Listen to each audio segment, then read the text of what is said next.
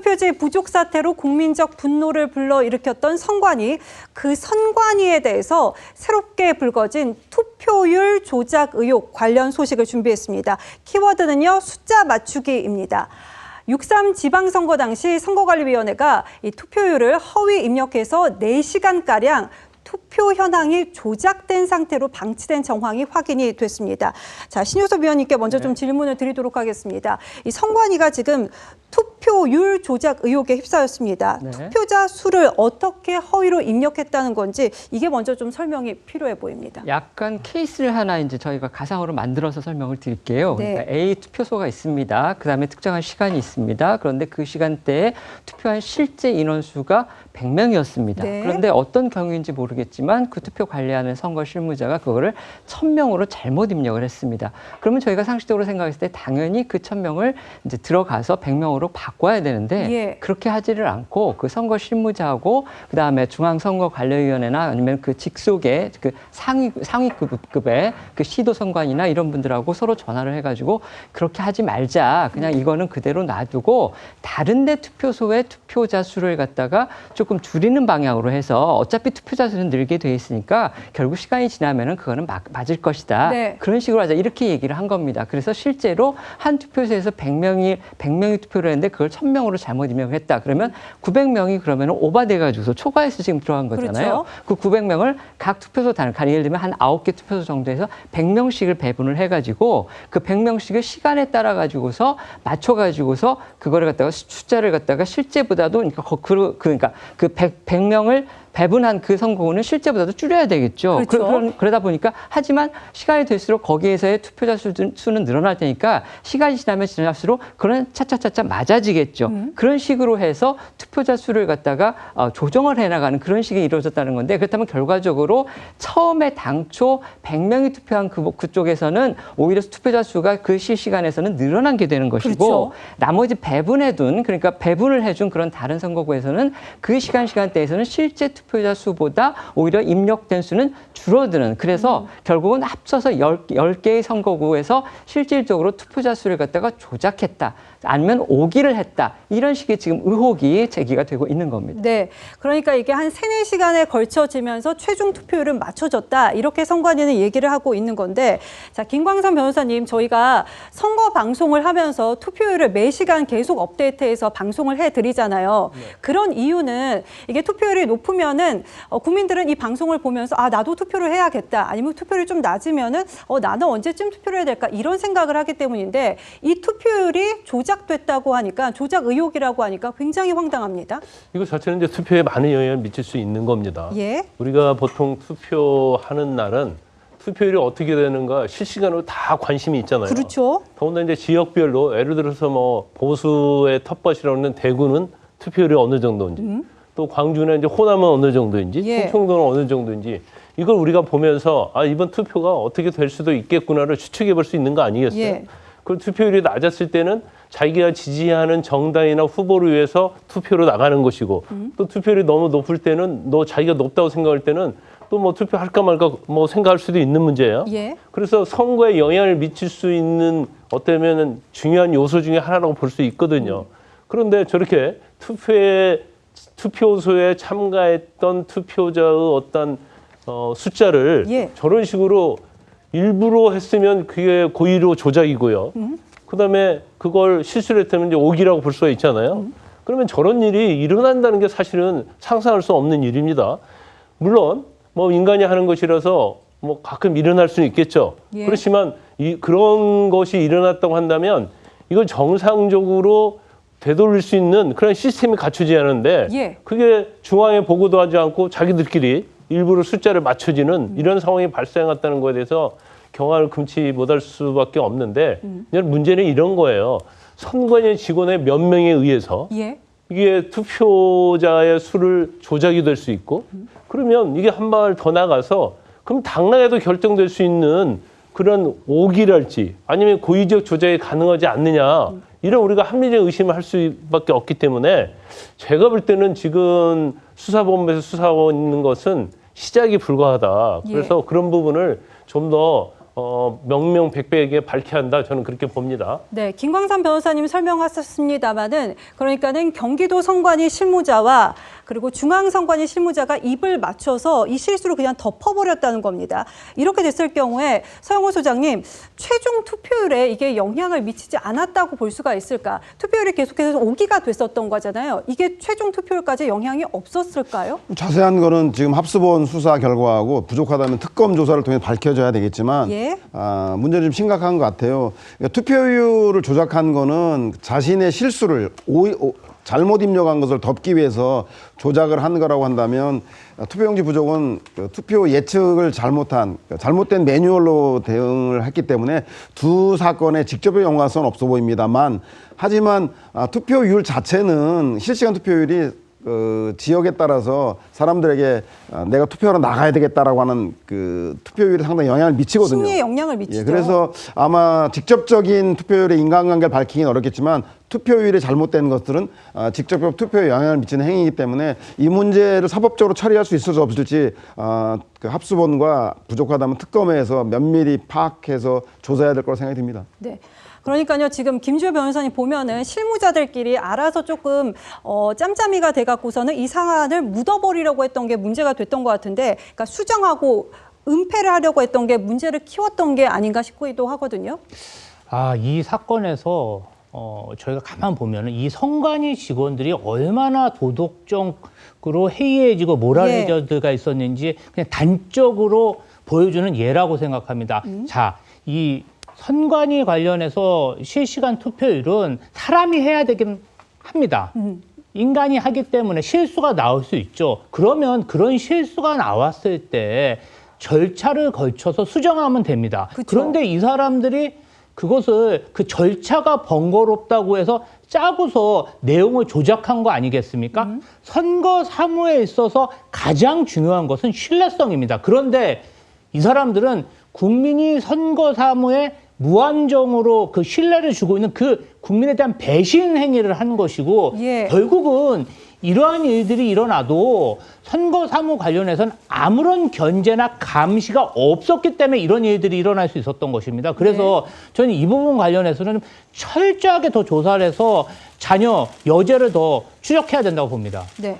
신효섭 위원님, 네. 그러니까는 결국 다른 투표소에서는 이런 일이 없었을까라는 생각도 해보게 되는데 이게 수사를 좀 확대해서 전수조사가 필요하다고 보십니까? 그렇죠. 지금 이제 세 분 패널들께서도 말씀을 해주셨는데 저도 같은 의견인 게 지금 이게 결국 이제 실무자가 있잖아요. 네. 그다음에 중간에 보고자가 있을 것이고 그다음에 궁극적으로 그걸 결정할 수 있는 사람들이 있을 텐데 어느 지위 라인에서 이 개선에서도 이러면 안 돼라는 얘기가 안 나왔다는 얘기는 저희가 이제 상식적으로 추측해 보건데 이게 과거에도 그런 일이 있었나 보다. 그렇기 때문에 그런 일이 종종 있었으니까 또 그때도 그런 식으로 했으니까 아무 문제의식이나 죄의식 없이 이번에도 그럼 그렇게 하고 넘어가지 뭐. 어차피 나중에 투표자 수는 늘어날 것이고 그러면 숫자는 최종적으로 맞추기만 하면 되지. 뭐 중간에 조금 틀리고 감췄다고 그래서 무슨 문제가 되겠어. 이런 식의 인식이 광범하게 퍼져 있었고 예. 그것이 위아래가 다 그런 생각이 일치를 했기 때문에 이런 일이 가능했을 것이다. 이렇게 보는 게 상식적인 추론이라는 일이잖아요. 그렇다면 지금 문제가 벌어진 그러니까 문제가 벌어진 게 지금 문제가 아니고 그게 밝혀진 게 문제일 겁니다. 그러니까 이분들의 혹시 지금 선관위 내부의 그 직원들의 인식으로는 아니 저걸 왜 들켜가지고 들키지 않았으면 아무 문제 없이 넘어가는 건데 왜 들켜서 이렇게 사달을 만드느냐 이런 의식을 가진 분들이 저는 혹시라도 있을지 모르겠다는 생각까지 들거든요. 네. 그렇다면 결국 아까 앵커 말씀하셨듯이 결국 이런 것은 이 투표소뿐만이 아니고 이번 선거의 경우에 다른 투표소에서 있을 가능성이 분명히 있고 그다음에 그 이전으로 거슬러 올라가서 이번 지방선거뿐만이 아니고 그 이전의 지방선거, 그 이전의 국회의원 선거, 그 이전의 대통령 선거를 다른 비롯한 선거에서도 여러 재보궐선거나 그런 부분에서도 분명히 이런 일들이 벌어질 수 있었다. 그렇다면 그거를 갖다가 찾아내고 밝혀내서 선관위를 전반적으로 개혁하는 계기로 삼아야 되는데 그런데 이게 또 이 기록을 그러면 어떻게 이전 것까지 것까지 다 확인할 수 네. 있을까? 이 실무적으로 이게 가능할 것인지, 실질적으로 그런 조치가 가능할 것인지, 이건 결국 선관위를 거쳐간 분들이라든지 아니면 지금 현재 선관위에 있는 분들 중에서 네. 뭔가 양심 선언 같은, 양심 고백 같은 양심 그런 선언이 나올 일들이 수가 벌어지지 있을까요? 않는 이상은 네. 이걸 실무적으로 과연 과거의 것까지 캐낼 수 있을까? 솔직히 저는 의문이 있는데 네. 이게 수사로서 과연 가능한 일인지 모르겠습니다. 그건 저희가 지켜봐야 할 것 같습니다. 네. 이 선관위의 투표율 조작 정황이 나오자 국민의힘은 일제히 선관위에 대한 더욱 강력한 조사가 필요하다고 주장했습니다. 한번 들어보시죠. 국정조사 기간을 연장해서라도 이번 지방선거에서 나타났던 모든 문제점과 의혹들에 대해서 철저히 밝혀야 할 것입니다. 전산 조작이나 다른 의혹들에 대한 수사를 하기 위해서 반드시 특검법 수사 대상의 중앙선거관리위원회 서버에 대한 수사가 가능하도록 수사 대상을 반드시 명기해야 할 것입니다. 지금까지하고는 완전히 다른 국면이라고 판단합니다. 이것은 단순 실수가 아니라 고의에 의한 전산 조작이고 새로운 국정조사를 실시해서 진상을 더 밝혀야 된다고 생각합니다. 이것은 부실선거입니까? 부정선거입니까? 국민들은 과연 다른 숫자는 무기라고 안전하다고 장담할 수 있는지를 묻고 있습니다.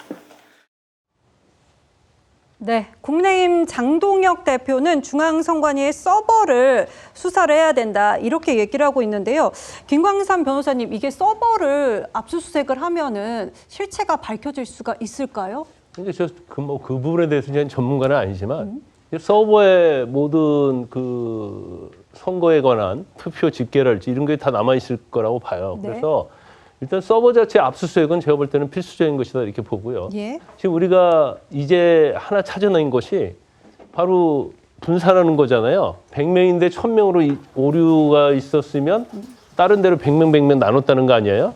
근데 이 방법 자체가 처음 해본 건 아닐 거예요. 처음 해봤는데 그런 식으로 했겠습니까? 예. 그러면 이제부터 관례적으로 왔던지 자기들이 어떤 오류를 처리하는 방법 중에 하나라 이렇게 볼 수 있거든요. 예. 그러면 서버를 예를 들어서 압수수색을 하면 이런 식으로 일률적으로 한 것들을 잡아낼 수 있을 거라고 저는 보거든요. 그래서 경우에 따라서는 우리가 여러 가지 보면 뭐 투표에 있어서도 어떤 후보자에게 투표했는지에 대해서도 이것도 오류를 기입하는 것들이 많이 밝혀지잖아요. 예. 쌍둥이랄지 이런 것들이. 그렇기 때문에 제가 볼 때는 뭐 서버는 당연히 압수수색을 해야 하고 이것은 이제 수사하는 주체가 사실은 이걸 다 파악하기는 어렵겠죠. 그러면 결과적으로 이와 관련된 전문가들이 투입이 돼서 이 부분을 밝혀내는데 이제 서버 자체에 다 남아 있을 거예요. 그건 뭐 어떻게 지우지 못할 겁니다. 그러면 변호사님, 서버 말고 또 뭐를 들여다봐야 되는 거예요? 일단 제일 중요한 것은 뭐 가장 중요한 게 이제 전산 기록과 서버가 관련된 거잖아요. 그 일치된 거 그런 것들 다 봐야겠죠. 예. 그런데 투표수가 워낙 많지 않습니까? 그러면 이걸 어떻게 소프트웨어를 가동해서 이걸 찾아낼 것인가? 아마 그걸 찾아낼 수 있는 또 소프트웨어를 만들 수 있을 거예요. 예. 우리나라 워낙 그런 게 발달돼 있기 때문에요. 그래서 이걸 단순히 뭐 서버를 압수해 가지고 밝혀내기가 어렵다 해서 포기할 게 아니고 제가 볼 때 IT 전문가 통해서 하면 저는 뭐 충분히 밝혀낼 수 있을 거라 이렇게 봅니다. 저는 이제 짐작을 해보는데요. 네. 장동혁 대표는 지금 이번 이 벌어진 사태를 지금 부정선거론하고 연결을 시키려고 하고 예. 있잖아요. 이게 상당히 위험할 수도 있지만 어쨌든 장동혁 대표는 자기의 주장이라니까 저희가 하여튼 그렇게 생각을 했을 때 그 전제에서 본다면 장동혁 대표가 지금 정말 중앙선거관리위원회 그 서버를 수사를 해야 된다 이렇게 주장하는 근거는 뭔가 사후 조작 가능성을 갖다가 지금 염두에 두고 얘기를 하는 것 같아요. 예. 그러니까 기초적으로 각 지방 단위의 선거관리 조직에서 입력한 부분이 있고 그게 이제 투표율도 있을 것이고 중요한 건 이제 부정선거라고 하면 일반적으로는 개표의 문제니까 혹시라도 개표 결과를 누군가가 사후에 들어와서 손을 봐가지고서 손을 대서 그걸로 인해서 결과 자체를 갖다가 바꾸는 그런 일들이 혹시 있었는지 없었는지를 들어보자. 지금 이런 의도로 장동혁 서버를 대표는 얘기를 하는 것 같아요. 얘기군요. 그러니까 지금 벌어진 사태는 사실은 투표율 문제인데 거기서 하나 더 나가서 지금 장동혁 대표는 개표 문제 한번 우리 뒤집어 보자. 아니라 지금 부정선거라는 건 사실 개표 부정을 얘기를 하는 거잖아요. 그 핵심이. 그렇기 때문에 장동혁 대표의 의도는 저는 그것까지 노리고서 지금 이렇게 빌드업을 하는 게 아닌가 이런 또 추측도 하게 되는데 사실 그게 만약에 그런 의도라고 그러면은 이거는 또 다른 차원의 문제가 되는 거죠. 그러면은 민주당에서 받을 리가 없겠네요. 그리고 그거는 상당히 위험한 시도가 될 수도 있다는 거죠. 네. 그 선관위 투표율 조작은 매우 유감스러운 일이고 정말 이 부분은 진상을 파헤쳐야 됩니다. 다만 이 선관위 투표율 조작 이 사건도 이 수사본부에서 전체 임직원들의 어떤 메신저 기록을 압수수색하면서 조사하면서 공모를 밝혀낸 부분입니다. 예. 그러면 물론 특검이나 현 수사본부에서도 선관위 서버 압색할 수 있습니다. 단 수사 단서가 있고 의혹이 있으면 수사해야 돼. 그런데 지금 장동혁 대표가 이야기하는 것은 마치 12.3 불법 계엄 시에 그 계엄군들이 그 서버를 확보해서 부정선거를 밝혔려는 그런 시도를 했던 것이 뭔가 정당성이 있는 것처럼 주장된 거로 보일 수도 있기 때문에 공당의 대표로서 좀 무차별한 의혹 제기보다는 뭔가 좀 수사 단서에 대해서 이야기를 하고 진행해야 된다. 저는 그렇게 생각합니다. 근데 이번에 특검을 하게 되면 네. 부정선거에 대해서 정리가 확실히 돼야 한다고 봐요. 지금 부정선거를 주장하는 사람들의 어떤 내용 자체가 우리가 굉장히 이걸 뭐 말도 안 된다고 생각하는 사람들이 대부분 많잖아요. 예. 근데 이걸 이번에 정리하지 않고 하면 이 부정선거와 관련된 부분이 계속적으로 어떻게 보면 국민에게 혼란을 주고 그럴 수 있다고 보거든요. 그러면 서버를 압수수색을 해서 지금 제일 중요한 건 그거죠. 뭐 일부의 오기 뭐 그런 것도 굉장히 중요하지만 지금 뭐 장동혁 대표랄지 부정선거 우리가 음모론자라고 얘기하는 사람들이 주장하는 것은 지금 서버를 조작해갖고 당선 여부를 조작했다는 거 아닙니까? 그게 제일 중요한 거단 말이에요. 그럼 서버를 통해서 그게 있는지 없는지를 정말 공정하고 독립적인 특검이 그걸 서버 압수수색하고 여러 통로로 조사를 해가지고 결론을 내줘야 한다는 거죠. 이 계획에 그냥 아예 서버 압수수색해서 부정선거 의혹까지 없애버려라 이 말씀이신 거군요. 그래서 거기에 서버 해보니까 아 이거 부정선거의 여지가 있다. 그래서 수사를 하든지 아니면 없으면 왜 없는지에 대해서 결론을 내려줘야지 부정선거와 관련된 이 논란이 이건 어떻게 보면 잦아들든지 정리가 돼야 하는 거지. 예. 이걸 서버 압수수색하지 않고 대충 뭐 선관위 개인의 잘못이랄지 매뉴얼 잘못을 가버리면 부정선거의 음모와 관련된 것은 계속 갈 수밖에 없어요. 아니 근데 저 선관위의 메인 서버를 압수수색하고 들여다보기 이전에 네. 현재 송파 잠실에 있는 그 투표함 재검표도 반대하는데 제가 볼 때는 국민의힘은 실제로 이것에 대한 진상 규명보다는 진상 규명하려면 국회가 강제 수사권, 뭐 압수수색이라든가 이런 강제 수사권이 없음에도 불구하고 국정조사 기간을 늘리자고 하는 거는 또 다른 이면 그러니까 정치 공방으로 이 문제를 가져가려고 한다. 그래서 빨리 강제 수사권인 합수본이라든가 여야가 합의한 국민 추천을 통한 그 여야가 추천한 사람이 2명을 추천해서 대통령에게 추천권을 주는 방식으로 합의했는데 네. 특검으로 해결하면 될 문제인데 그렇지 않고 국정조사를 한다고 한번 보더라도 일정하게 부실 관리에 대한 선관위 개혁이 아니라 네. 애초부터 지난 선거에 대한 부정선거 프레임으로 선거 자체를 부정화해서 정치 공방의 장으로 삼으려고 하는 게 아닌가 싶어서요. 정말로 이 문제의 진상규명하고 싶다면 네. 합수본 그리고 특검에 빨리 이 문제를 이첩해서 강제 수사에 들어가는 것이 맞다고 생각이 듭니다. 아까 김광삼 변호사님의 그 원론적인 그러니까 그 핵심은 저도 동감을 합니다. 그러니까 네. 부정선거 의혹을 가진 분들이 있다면 그거를 풀어줄 필요는 있다. 그런데 이거는 쉽게 그런데 들어갈 문제는 아니다. 물론 뭐 쉽게 들어가자는 말씀은 아니겠지만 예. 그거를 들어갈 문제는 아니다. 왜 그러냐면 이게 부정선거 지금 우리나라가 선거를 지금 몇 년도부터 해왔습니까? 지금 건국 이후부터 계속 다 했는데 그러면 부정선거 의혹 어디까지 도대체 갈 것이냐? 뭐 지난 대선까지 가고 지난 총선까지 가고 아니면은 지난 뭐 보수 정권, 진보 정권 다 뒤집어 볼 것이냐? 이런 문제도 있는 것이고 그다음에 사회적 어떤 혼란도 우려가 단초도 됩니다. 없는데 들어가가지고 무조건 다 파헤쳐 본다. 그 사회적인 기회 그다음에 시간, 재정, 인력의 낭비는 그럼 누가 그건 감당을 할 겁니까? 그러니까 이번에 벌어진 이 사건은 당연히 파헤쳐야 되겠지만 예. 이거를 곧바로 부정선거론하고 연결을 시켜서 한번 파헤쳐 보자. 중앙선거관리위원회 중앙 서버 다 뒤집어보자 이런 식으로까지 연결을 해가는 거는 물론 의도는 저희가 이해할 수 있지만 예. 실질적으로나 그다음에 국가적인 지금 소모가 너무 심각하고 또 그것이 만약에 벌어졌을 당시에 그렇다고 해서 내놓은 결론을 그러면 부정선거론자들은 그러면 믿을 것이냐. 그런 부분까지 생각을 해본다면 이 부분 중앙선거관리위원회 그 중앙 서버까지 다 뒤집어가지고 부정선거 문제를 아예 근본적으로 한번 파헤쳐보자. 이 주장은 조금 더 지금 단계에서는 너무 성급한 주장이 아닌가 그런 생각도 들긴 합니다. 네.